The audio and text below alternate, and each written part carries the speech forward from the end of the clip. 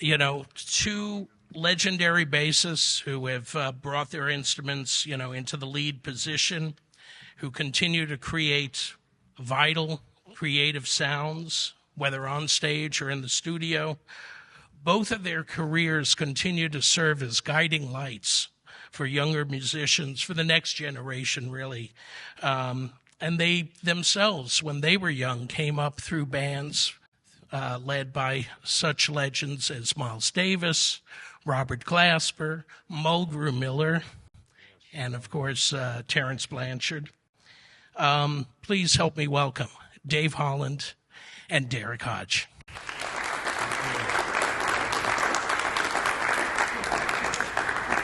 I don't know what to say. What am I going to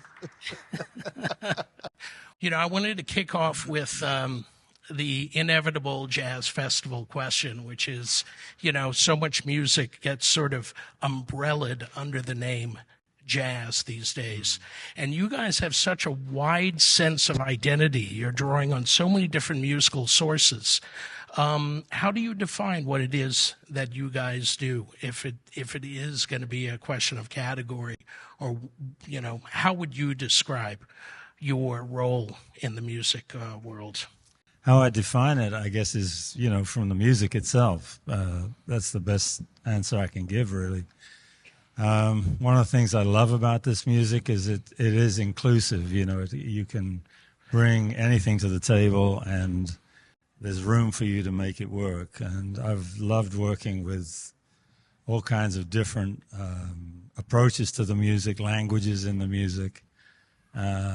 But it's all part of the same tradition, whether it's got elements of rhythm and blues or funk or jazz, traditional music. But also, I've really enjoyed working with other disciplines. I did a flamenco project, and I've worked with some Arabic musicians and Anwar Brahim and things like that.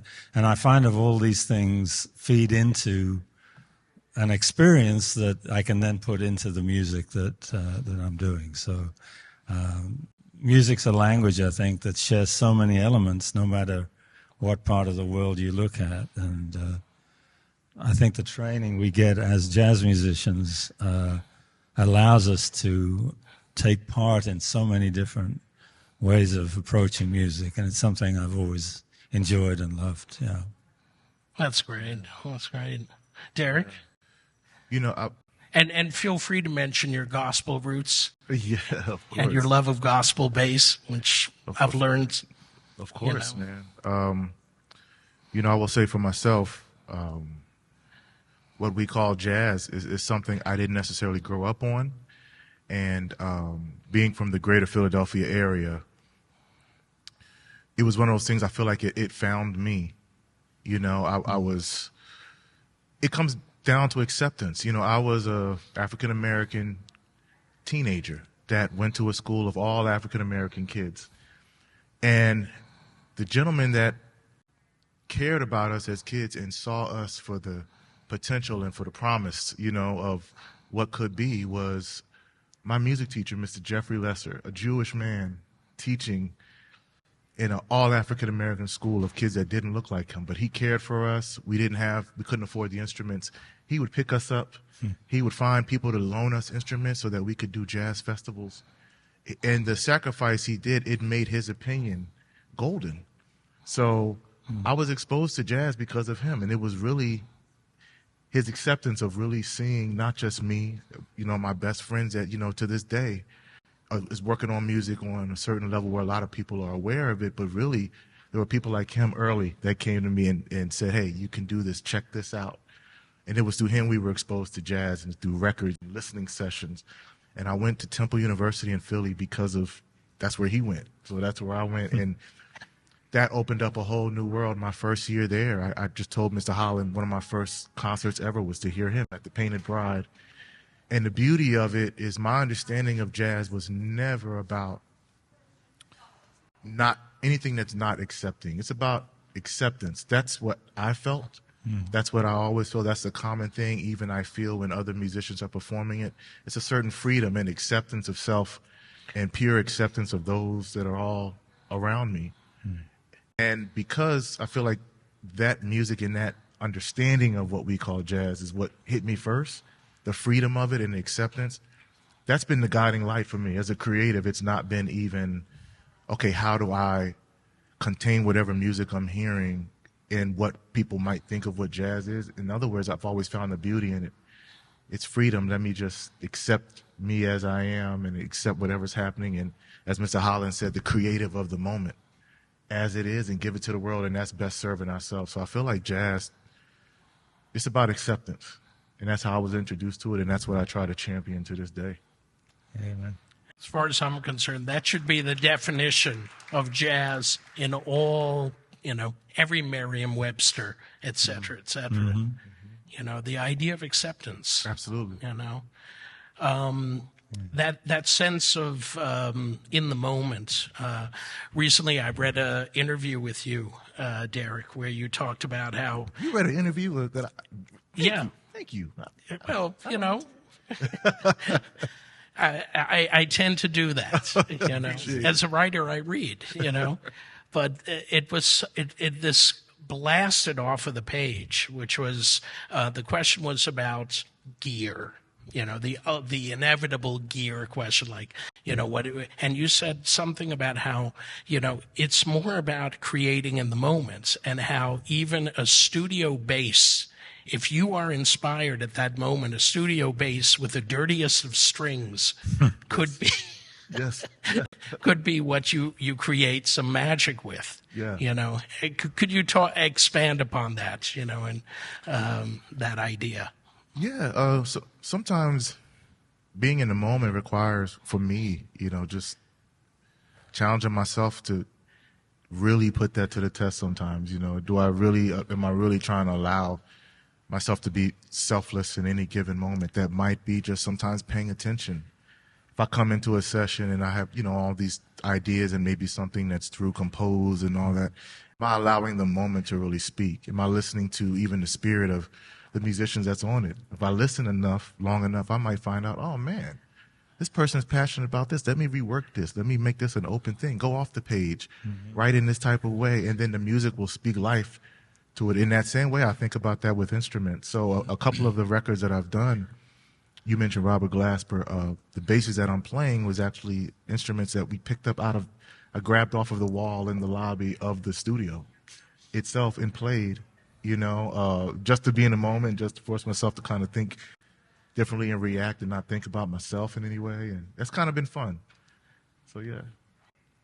I don't know if you guys are aware of it, but Derrick's very first album has this incredible gospel tune on it called Doxology. Yes. And you play both arco acoustic, and then at the end you're playing electric. And it's such a beautiful portrait of yourself and that gospel-rooted, part of you, too. Well, love to my heroes that's even sitting right next to me, that encouraged me to try to speak to that and allow that moment to happen on record. So much love. And Dave, you've gotten back to electric recently. Yeah, there's been moments where I've played some electric bass when the music called for it. But playing with Kevin, Kevin was kind of getting on my case. Kevin Eubanks, that is, the great guitarist. Yeah, and we've been playing for a long time. And we started working on some projects, I guess, about 10 years ago again. And we started doing some trio work together. And, he said, Dave, how about you pick the bass electric up, man? So I was thinking about it. And then it's something to travel with two big instruments. And Kevin had this small short scale guitar made, which sounds fantastic. And so I went to a bass maker and I said, can you make me a short scale bass guitar? And he said, sure. And he made this beautiful instrument. So, I'm traveling with it now, which is really fun. And the music really works, I think. Some of the music we're playing is really suited to it. And so it's been fun to have that available, Did that precede the Prism, creating Prism? Not really, no. This bass I think I got about 6 years ago. Yeah, Okay. something like that. So Prism was already happening. Yeah, we had that. This was a band that Kevin and I had together with Craig Taborn on piano, and of course Derrick Hodge on drums. Eric's one of my go-to guys. He's such an amazing musician, and what's important in this music. Just speaking about what we're talking about, the whole thing that we're involved in here is the ability to have the conversation with each other in the music, and for me, that's been the thing that attracted me to it from the very beginning. I came up through, rock and roll bands when I was 13. I was playing bass guitar. And as soon as I heard a Ray Brown record when I was 15, that was it. I was done. And do you remember which record? Oh, of course I do. Yeah, I still listen to them. These same two records that I bought. One's called Night Train, which is all, both with that's classic because it's all these blues, and Ray's playing on it is just uplifting. I can't, it's why I went out about a week later and got an acoustic bass, and the other one's called Affinity, and that record really caught my ear because the way the bass is integrated into the arrangements. Yeah. There's all kinds of unison passages, and Ray has little breaks here and there and stuff like that. And, I always felt the communal thing of music was what I loved about it, being with other people, making music together. But when I heard the level that it could be taken to by that trio, that was it. That was the beginning of the journey, Yeah. I can't say enough great stuff about Ray Brown. Yeah. And of course, Ray Brown himself started to experiment with electric before the 60s were over. This is true. And there's that hugely famous James Brown album, Soul on Top. Mm-hmm. That's all, as far as I'm concerned. Yes, you hear James, but what I'm really hearing is Ray Brown on that album. Mm-hmm. Yeah, that was, I was actually reading about this just a few days ago, actually. Milt Hinton also played, Milt was playing bass guitar during that period too. That was, and Milt used to do a lot of sessions, TV work, as you know, and stuff.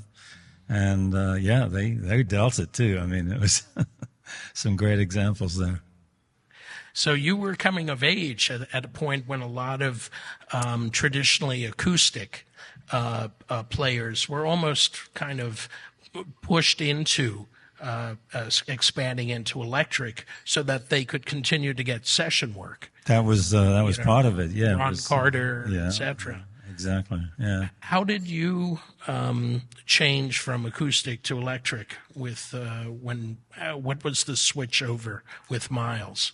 Oh, yeah. Well, after I started working, as I said, on an electric bass. I left school quite early, and we were working in that band. And then I got a job playing a summer season in a resort area in England. And I'd been practicing with the records, and so that's when I started playing acoustic full time.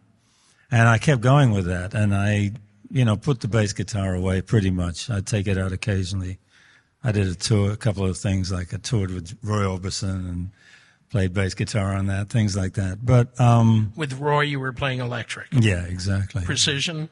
Yeah, with precision. Okay, B-bass. Okay. So when Miles heard me playing in London, and I was playing acoustic at the Ronnie Scott Club, I was playing opposite the Bill Evans Trio. I did a lot of work in the support bands at the Ronnie Scott Club, so it was an amazing opportunity to hear musicians play there, like Max Roach's band. They'd come in for a month, too. So, I got to hear Jimmy Merritt, another Philadelphia. Really? My goodness. Unsung hero, I think, really, a totally unique player and a great composer, too. So it was a great opportunity. So, I won't tell the whole story, but as you know, I was offered the job to come to New York and play with Miles. Didn't know how long it would last. And he never said you're hired. He just said, okay, be at the airport tomorrow, like that. So, and boom, you're in the band. I was in the band, yeah. anyway, we were playing all the traditional music as well as the new things, you know, the Wayne Shorter compositions, and everything from Round Midnight to Nefertiti, and, you know, these great songs that were being played. But of course, as you know, Miles just kept moving the music forward, you know. That was one of the things that all of us that played with him were so inspired about, you know, this relentless expansion of what he was doing and not being willing to just keep repeating the successes that he'd had in the past, you know. So we started recording music, and particularly after the Bitches Brew album, I think there were pieces that were much more suited to the electric, and Chick Corea was playing a lot of electric piano. And so I said to Miles, you know, I'd be happy to do some electric bass playing, and he said, fine. He got me a bass. He was with Columbia Records, so right. Columbia was Fender. And he hooked me up with a bass, and that was it. So I was traveling with both for a long time. At the very end of the time I was with him, the last 2 months, I was only traveling with the electric. And it was one of the reasons that I felt that I needed to move on and do something else. And, you know, it was a difficult decision. I mean, what can I tell you? Incredible honor to play in that band and be in his presence. But, you know, something was calling me to do something else. And I had some unfinished business with the acoustic, so I said, okay, I'm going to follow that up. Yeah. So the first time going back or going to electric was with Miles was your doing, less of Miles. He never told me, you know, you play the electric. In fact, he never really told you what to do at all. You know, I mean, if he'd said anything, it was usually something that you'd have to try and figure out for yourself. You know, he'd plant a seed, but that seed, you'd have to grow it, you know. Right. And, I mean, if I could just say quickly one thing that I've actually said this before, but I'll say it again. You know, after a little while, I started to feel kind of good, you know, playing. And I think I was going too far, and I was wanting to, like, just dialogue with the horns and playing all kinds of stuff, you know. Miles let it go for quite a while, you know, and then one night he came up to me and he said, hey, Dave, you know, you are a bass player, you know. And I was like, oh, shit, yeah, okay.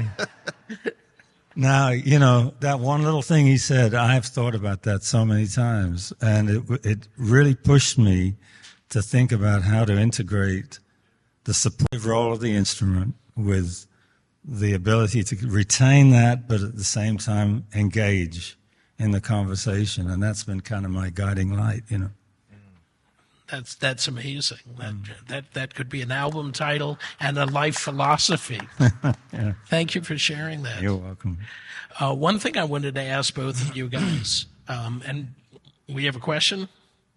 Okay, let me. Okay. Is the whole idea of your approach to the stage relative to the studio. Dave, I know that, you know, if I like hearing Prism at the beginning of the summer of festivals in Europe towards the end, the tunes totally change. It's all about evolution and development. And as far as the studio goes, Derrick, with you use the studio like it's an instrument unto itself. And with such a wide variety of flavors and approaches, and you too, Dave. But relative to the, you know, how you use the stage vis-a-vis the studio, can you guys talk about that? Do you have a philosophy about, you know, where the creativity happens? Yeah, for me, you know, there are some heroes of mine like Terrence Blanchard who, you know, say, hey, be water, man, you know.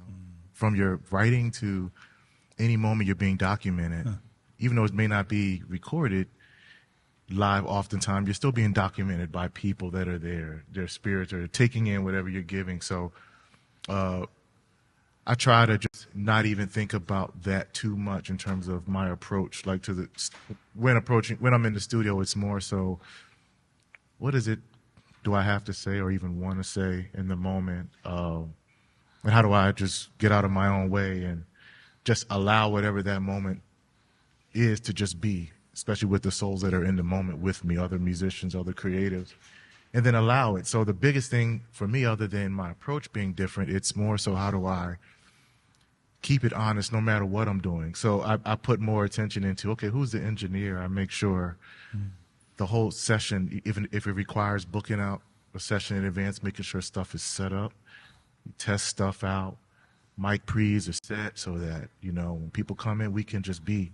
That becomes the focus so that when I show up, oftentimes musicians that are with me and we're recording conversations and all that when we play, it just happens, and then it allows for it to be just an extension of any given snapshot, a moment in time for me, you know, which is art just like performing live.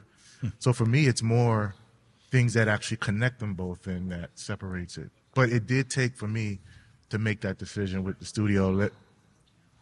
What is it do I want to portray? Am I okay with just allowing it to become snapshots of moments in time? And I decided to allow that. So sessions lately have become that, making sure things are set up so when I show up, I can just be, and then allow it, know when to just stop and then allow that to be the project, because that's most honestly how I was feeling. And that's really similar to the live approach for me. So it's really kind of all on one similar string now. I agree with everything Derrick said. You know, my approach to recording is always about documentation, you know, and what I like to do is play the music on the road first and then go in the studio. You know, there's been times when I've done sessions where we basically rehearse it in the studio and play, but for my own records, I can't think of anything I've done which hasn't been prepared on the road first. And I like to do that because then you, as you say, you've had a chance to explore the music a little more in the live situation. I'm not somebody that's really embraced a lot of post-production work on the records. It's changed a lot, of course, the techniques. One thing you might say is that, you know, we used to do reel-to-reel recording. Okay, you only had, you know, 15, 20 minutes on the reel, and now you can just, on a hard disk, you can just keep recording. You don't have to worry about the tape running out, which used to happen in the middle of a really great take, you know. So I've embraced the new technologies in that sense, and that's been wonderful, you know, the ability to really take advantage of the opportunities to make the sound as good as possible. But yeah, basically, I think when you said the snapshot, I think that's exactly it. You know, back in the day, you know, cats would be going. I remember that record with Ray and Sonny Rollins and Shelly Manne. They did that at 2 a.m. after a gig. You know, and they just went in and recorded maybe one take of each. Way out west. Way out west, exactly. That's right. And you know, that thing of like, okay, we've played this music. Let's just go in and get a moment in time, as you say, document that moment, and that frees you up too, because you're not thinking, oh, I've got to get this to happen or that to happen. You embrace whatever happens at that moment and accept it. Now, the only thing is that you have to be careful, because if you've had some live shows that have been great, and then you're saying, if you go in the studio and say, I want to capture it just like that, you know, that's at the end of it. You know, because expectations can be a real problem, you know. Yes. You have to put those aside and just say, okay, whatever I do today is what it is, you know, and go with that. So, yeah. And just real quick, that informed even from a perspective of multi-tracking, like my album The Second and other music you would kind of mention, where I was playing different instruments like that. That became the beauty of that moment for me. It was, even though I'm tracking and jumping around different instruments, I still wanted to retain that. How do I feel like, okay, this moment that happened is still something that we could never get back. So that became the challenge of just knowing when to let go. This take was cool. There was something about that moment that was real, and boom, you move to something else. So it actually even can translate in the mind of a producer. It can even in how we're informing our own decisions when we're jumping around different instruments. It doesn't always have to be just a full band playing at once. That freedom and allowing the snapshot can happen. It can even be in creating multiple takes of yourself on different instruments too. It's more so the mindset and Thank you. Caught up in yourself. So, guys, most recent recordings from Dave, Another Land from 2021 with the group that we're going to hear tonight. And The Color of Noise, it is such a variety pack of approaches and music styles. It's beautiful. It's from 2020, and that's Derrick's album for most recent for Blue Note. Yes, sir. So I just wanted to point that out. Shameless commercial right there, you know. And we have a question. Into the mic, if you would. Hello? Okay, There we go. Hi. This question is for Dave, and it was kind of on the previous note. In a Silent Way is my most favorite piece to listen to when I need to escape, when I need some time away. Yeah. Incidentally, my dogs love it too, and they chill out. I was wondering if you had any stories or anything notable that you could share from those sessions. Well, the first thing I thought about actually wasn't relating to that session, so I hope you don't mind. I mean, I can talk about that, but my first session with band was Feed the Kilimanjaro, you know, and I had been in the band like a month or something like that, you know, and I was trying to be cool, but, you know, I'd been listening to Miles for so long, and suddenly I'm the bass player that's going to be on the next record, you know, I was like, anyway, we go in the studio, and the band is with Wayne and Chick and Tony, Wayne Shorter, Chick Corea, Tony Williams, and Miles and myself. And we start rehearsing some things. Gil Evans was there. He was doing some arranging things for things on that record. And we're playing through the first tune and, you know, rehearsing, figuring out what to do. And I figure, well, we're going to do a take now, you know. And the next thing I know, Miles is saying, okay, let's do the next one. And I was, wait a minute, you know, because I'd done sessions before in England, but there was always a red light went on and take one and all that. No, the tape was running all the time, okay? So that relates to Silent Way as well, because Miles recorded everything that was going on, even though it was reel-to-reel then. That evolved as time went by into the Britches Brew session. There was a tremendous amount of editing of the takes that we did, you know. So the editing became part of the compositional process. So they took what had been played and then figured out how to take some sections from different takes. I mean, not a great deal, but just that was part of the process. Silent Way, John McLaughlin was on, and John had been a good friend of mine in England, and Tony, when I was working with Tony Williams in the band, Tony was looking for a guitarist to play in a group that he wanted to put together. And he said, do you know any guitarists? I said, well, there's this wonderful player in England, John McLaughlin. He said, have you got a recording? I said, well, no, but Jack DeJohnette was in London, and we got together and played trio one afternoon at the Ronnie Scott Club, just when there's no people there. And Jack has a tape, so Tony went over to Jack's house and heard John, and the rest is history. So anyway, John's on the record. And Miles, we do a kind of a take or a warm-up, whatever you want to say. And Miles goes up to John and he said, I want you to play like you don't know how to play the guitar. Now, you see, that's the kind of stuff, he wouldn't say do this, do that, but he would just give you an image to work on, you know. And what he was trying to say was, you know, I don't want you to just do all the guitar stuff that you know. I want you to play something that's not in your comfort zone. Play it, you know, like that. Another anecdote, not related to the session, but I remember Chick really didn't want to play electric piano. When he first had it, we go to these places where there'd be Steinways, and, you know, Chick would be, you know, look at the Steinway, you know, like, and Mouse, yeah, play the piano, play the electric.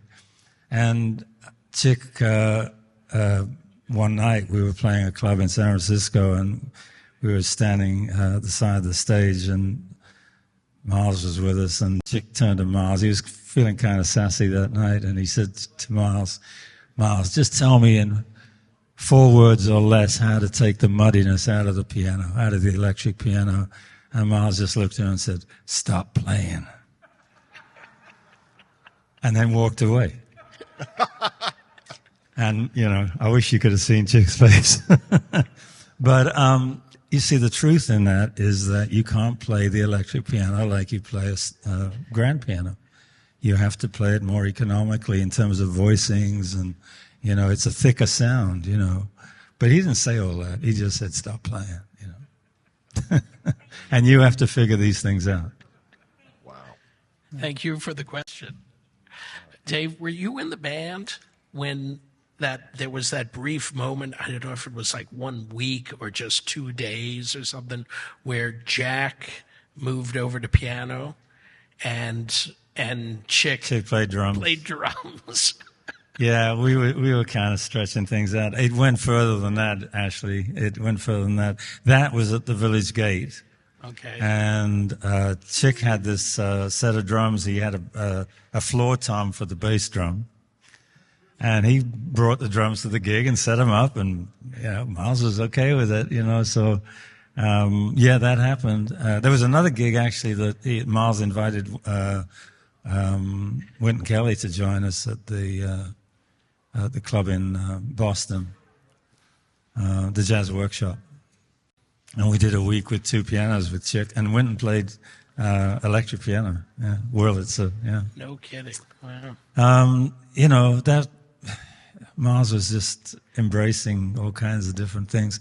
But the thing, we went too far, I think, anyway. But we were just doing whatever we heard at the time. I had some little wooden flutes, and we all got these wooden flutes in the middle of the set in Europe when we were on tour. We started playing a whole section with the flutes and things like that. And, Miles would just be sitting at the side of the stage looking... and he said, y'all are crazy up there, some stuff like that. But he never said, don't do it. He wanted to see where we were going with it. And that tells you a lot about the inclusivity that he had and the trust. And that's something I learned a lot from him too, you have to trust the musicians you play with and give them the responsibility to make decisions for themselves. And then you get the best work. And you also get things that you may not have thought about yourself if you'd been dotting all the I's and crossing all the T's. Right. But he wanted to see what was going to happen. Let's see what you're going to do with it. Okay, you want to go there? I'll check it out. Love but that. He did reel me in at one point. Derrick, I wanted to ask you about... Oh, do we have another question? No, I didn't mean to interrupt. I was just... sorry. No, please. Okay. Yeah, go ahead. Well, I was going to ask him a question, too. Derrick? Yes. You're from Philadelphia? Yes, sir. What is it about the bass in Philadelphia? The funny thing is, I don't know what it is. I really don't know what it is. I can speak. There is a certain value in listening. Where some of my favorite listeners are from Philadelphia. For me, you asked me to speak on the gospel thing. The very first record I was on was 15, 16 years old by the great James Poyser, who signed a lot of gospel artists, from Ty Tribbett and a lot of other people, and did a lot of records out of Philadelphia area. But he and a lot of other, peers, just the way they listened was just different. And when I, got to meet, in terms of bassists, Christian McBride, and he, hearing and visiting and seeing all the records he was checking out, Mr. Merritt that we spoke about, just to hear him talk, the way he talked about music when I would just bombard him with questions at Ortlieb's. So many things were always explained back in terms of records and, things I should just check out instead of just telling me overtly how to do it. It was also, check this out, listen to that, dig, check this out, and then listen to the touch, the way they approach choices of notes, but not just choices of notes, decision making, pacing in notes, the type of things that they spoke about, I would hear bassists from Philadelphia talk about it differently.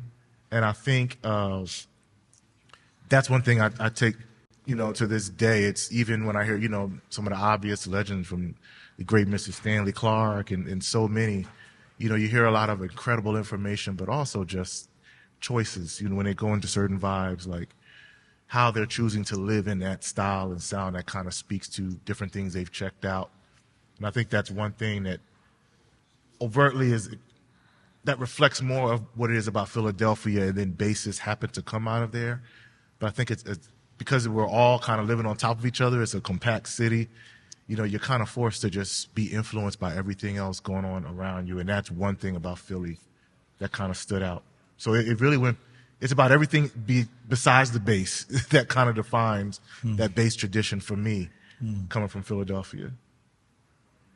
Well, I had the privilege of interviewing Jamaldeen Akuma. Akuma, oh. Yeah. So I asked him the same question, and he couldn't come up with an answer. And oftentimes bassists they'll say, I don't know, the same way. But if you ask any of them, what should I check out for this? They'll bombard you with, what do you want to check out? What are you into? This, that. Check this out, blah, blah. I'll take you. Let's go check this out. So it's a certain common curiosity, I think, that I found in bassists and musicians from Philadelphia in general. And I think that's, by default, also the city that it is. We're all on top of each other. You can't really be closed-minded. You can try, but so much else is happening. You got to, choose to just not listen. So I think it's a listening thing. Well, thank you. Good. Thank you for the question. I guess it's like asking a fish to describe water. Yeah. If you grow up in it, Right. you just don't realize how special it is. But Philly, Detroit, Chicago, Yes. Manchester, to a certain degree. Yeah. Would you agree that Midlands in general? Yeah. There's certain places that seem to nurture music and people wanting to move into that. Yeah. I think the point about the listening thing is so important, Derrick. I often say to young musicians, you've got to be as good a listener as a player. Listening is just as important as learning to play, and how to listen, learning how to listen as well. Not just listening to the bass, but listen to the bass and the drums, or listen to the piano and the horns. How does the piano feed the horn player? These kind of things. So you get the whole picture of the music, Did you have someone who was helping you out with that? Lots of people. Yeah, that's how the community is, I have so many people that encouraged me. I was always asking piano players if I could come over to their house to play, because I would always learn so much from them about the harmonies. And, if they feel that you're genuinely interested in coming from a good place, musicians are always open to help you and give you a hand, So it's a beautiful community. I feel so privileged to be a part of it and to have, been nurtured by people who have said, okay, I'll show you. Somebody showed me the first chord substitution when I was about 17. And I was like, it just blew my mind. Oh, you can play that instead of that. It's like, yeah. So these things, lights go off, like that. I think what I have to say is close to that. You, Derrick, talked about earlier acceptance. Yes. And then you're both talking about, being pulled into the community and people telling you, do this, do that, do that. Mm-hmm. I want to know about the I am worthy moment in terms of how that comes out in your music. When you decided that, hey, it's okay, what was that like for you? What's that like in your head? How did that come out in your music? How do we know the change of you being accepted by all of them to this is me and I'm okay and here you guys go. Listen to it. Ooh, that's a tough one.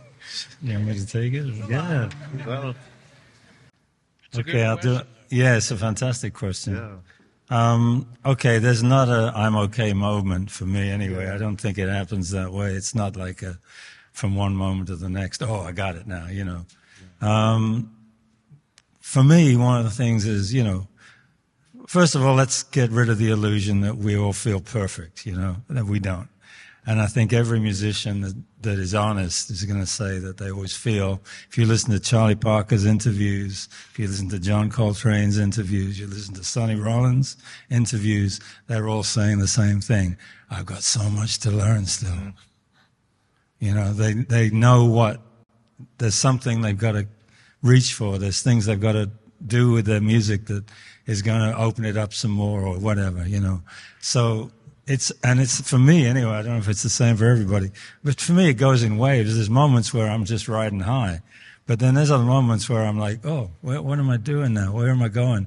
I've done that, but, you know, somebody said to me once something very profound, which is, because I was telling them that I was in one of these moments where I was kind of stuck. And they said, oh, it's okay, you've climbed one ladder, and you're at the top of that ladder, but you haven't found the bottom of the next ladder yet. You know, so it's a process like that. It's a continual thing. But the other part of that is that the opportunity to play with people like we have, they set an example for you. Yes. And when I stood next to Miles on stage, there was, I don't want to use the word assertive, I can't even explain it, but there was a presence that was so there and so tangible that, and had so much clarity to it, that when you start to feel that and you see that in a musician, it gives you something to think about reaching for in yourself.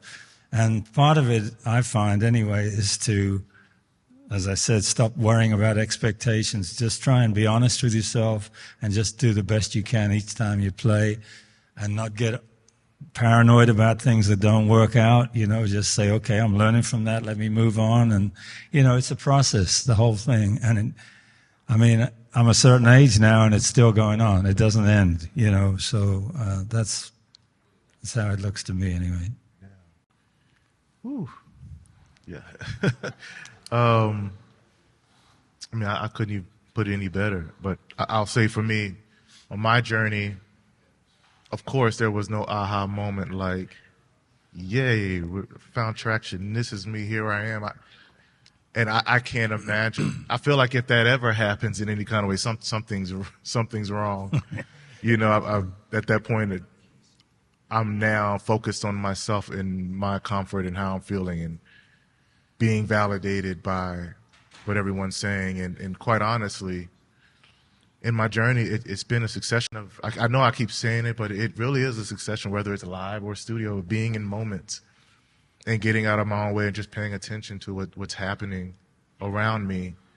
And really, what we call a career has just happened, really, with a succession of opportunities where I'm thankful to be in a situation where I'm curious and others around me are super curious about the music.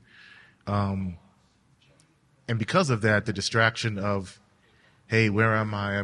How am I feeling? Do I feel validated? Do I feel like this is now a career? That has never been something that I've thought about. I will speak to the other side of that. There have been times when music that has been created at a moment that I might have felt was, I don't want to say low, but I might have been going through something, but in a moment I still create. And if anything, I owe so much to the people, you know, that bring us here, that bring us on these stages to perform and talk here and talk musically later, because really it was moments like that when I wrote Message of Hope in a voice memo driving down the 101 in LA at the time. I didn't know where I was going with it, but I just decided to add that to an album. But it was the people, once that came out, and they said, hey, that song spoke to me. And it was like, man, I was feeling like, where am I going with it? But something was just saying, do it.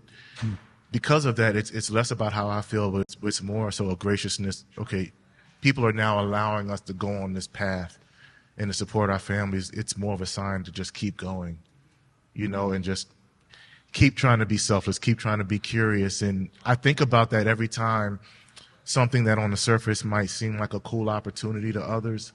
There's been chances, there's been times where I've abandoned that and said, you know what, let me go pursue writing for an orchestra and just writing chart after chart and sending it off to symphonies.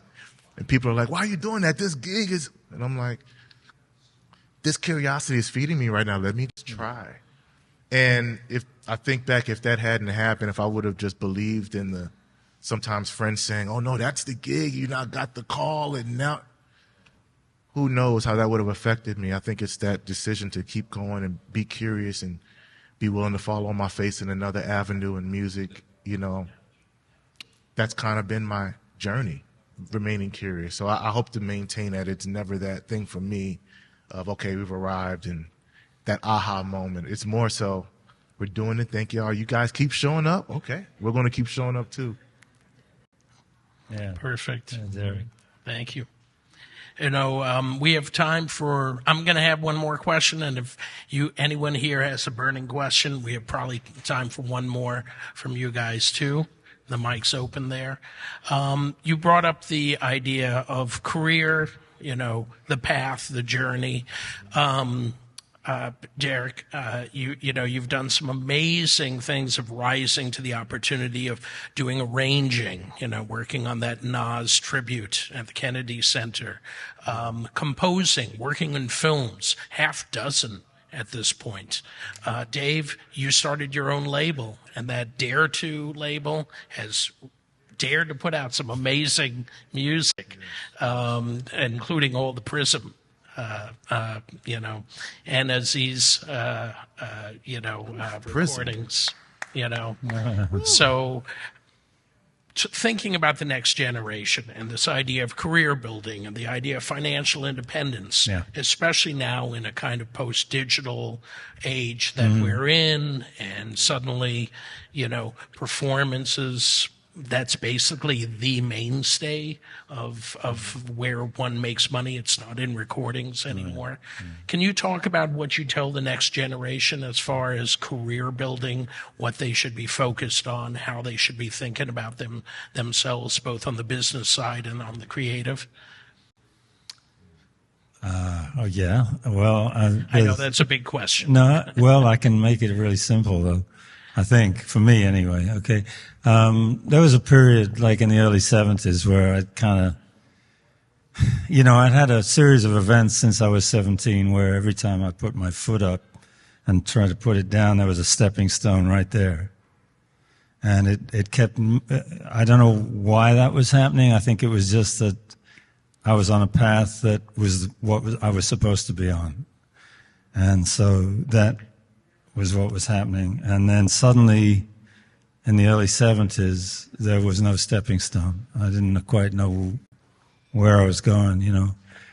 And Miles? Yeah, post-Circle. It actually happened after Circle disbanded. And that was very unexpected. I had expected that band to stay together. And so the next thing was, okay, where am I going next now, you know?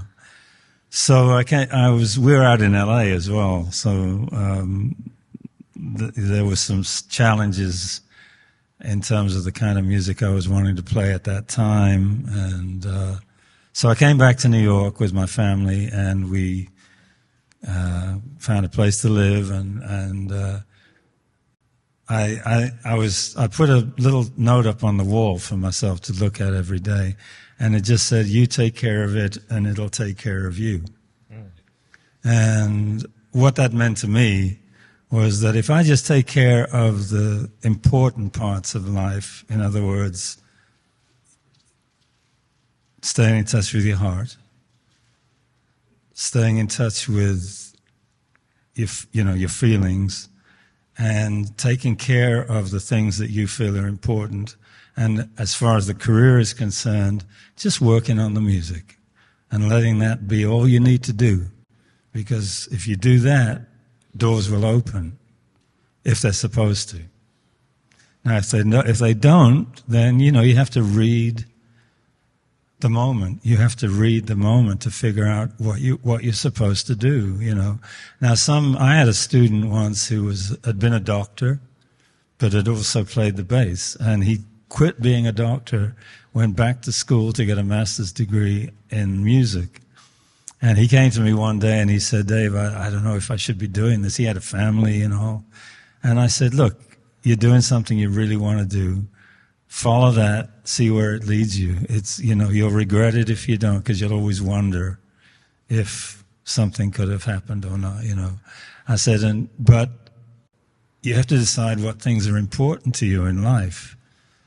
If it's important to have, you know, a high level of financial security and you want a certain quality of life, standard of living and everything, it's hard to do that as a musician. It's not easy. I think myself lucky that I've been able to go for so long and been able to support a family and make the music I wanted to make, you know. But it's not going to happen for a lot of people. And I look at all the young players in the music schools, and I'm a little concerned about what's going to happen. The scene's very different now. There's not the opportunities. We were just talking at the hotel, you know. There's no band. Even a gig in a restaurant, it's like if there is a musician, it's one musician with a backing track, you know. But most of the time, there's no live music anymore. So the opportunities for that. There's also the problem that aren't so many bands to join. And, you know, back in the day, you know, there were so many groups that you had an opportunity to maybe have a chance to play with. So there's some new challenges. You have to be your own career guide. You have to decide on how you're going to manage it. You have to be understanding of the business. You have to know how to promote yourself. You need to know how to work social media, the internet, these things, and take advantage of all your resources. If it's writing, if it's teaching, if it's playing gigs. You know, I've done some of all of that at times, and that's what's helped me get through the difficult times. So I can't help somebody, you know, be successful, but I can try and say to them, well, you know, try it this way and see where it takes you. Well, that's the best I can do. That's goals. It is. Yeah. Derrick? I mean, that's it. And don't burn bridges. The music business is a people business, you know. Yeah. So that's good. That's one thing. You just never know. There's a moment that always comes to mind when I think about success in music, and it was one of those music conventions back in the early 80s, and I think it was the guy who was managing Sting at the time, and somebody asked him, how do you define success in music? He goes, it's very easy. When the phone is ringing more than you're hustling, and the work is coming to you, and then you're able to pay the rent or pay the mortgage note, or whatever, and you're in the music world, that's success. Everything else is a number of zeros on the check. Wow. You know? Wow. So to be able to make a living in music, consider that a success, and you'll always be successful. Well said, yeah. Good. Wrap up? It looks like you have a question. No. You have that questioning look on your face. The only thing I was going to say is just get a big round of applause for these guys. Dave Holland, Derrick Hodge, the fantastic Ashley Kahn. I'm sorry to say that we do have a show to go to. Thank you guys so much. We really appreciate it. Thank you guys all for showing up early. The show is coming right up. Thank you. Thank you guys. And tomorrow we have Hubert Laws and Brian Jackson in conversation as well with Ashley, so please get down here early for that show as well. Thank you so much for supporting the Portland Jazz Festival. We'll be with you in just a minute here in the Newmark Theater. Thanks, guys. Thank you, everyone, for being here, and see you at the show.